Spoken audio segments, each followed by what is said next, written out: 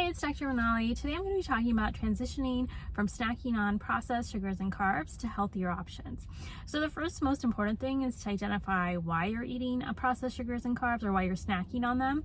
And that can be hard and it can be multifactorial. There could be several different reasons. So let's start with the first reason might be because you've gotten used to now eating sweet food like after dinner or after lunch, and now you've just gotten in the habit.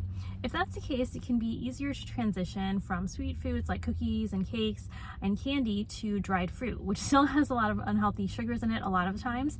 It can have a lot of sugar added, but that flavor profile has some crossover, and then transitioning from dried fruit to fresh fruit can be easier. Going straight from like cookies to fresh fruit can be hard because there's not a lot of crossover in the flavor, but going from very processed sweet foods to dried fruit that's been sweetened, and then to unsweetened dried fruit, and then to fresh fruit can a lot of times be easier because you're making a transition with some crossover in the flavor profiles. The second reason that you might be snacking on sugary foods and carbs is you may actually be hungry. And if that's the case, if you're unexpectedly hungry throughout the day, a lot of times what you can transition to is, like, let's say you stop at the vending machine to get candy, instead transitioning to a nut mix that has candy in it. So there's still some crossover because there's candy in it, and so you're still getting some of that sugary sweet taste. But then eventually you want to transition to a nut mix or nuts that don't have any candy in it.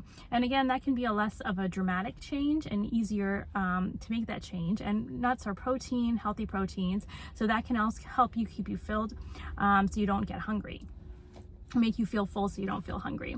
And the third reason could be that you're eating emotionally. So that could be like boredom, or you're stressed out or angry or sad, and you may be feeling those things unexpectedly, and so your go-to might be to pick processed sugars or carbs to deal with that. And so obviously it's important to find healthier coping mechanisms, which can be very hard, and but doing something else like going for a walk, journaling, meditating that's healthier for you long term. A lot of times if you're feeling something emotional, food might not be the answer. So transitioning from an unhealthy food to a healthy food may not actually work. So it may be actually better to find something different to do altogether that could help you feel better, or feel less bored, or less angry, or less sad. And so that takes a lot of trial and error. So all of these things take a lot of trial and error. It can take months, it can take years to find the right thing. Sometimes you think it's going great for months, and then you fall off the wagon, and then you have to get back up and try again. Because all of these things are hard because many times we form these habits over years, so it could also take years to break those habits.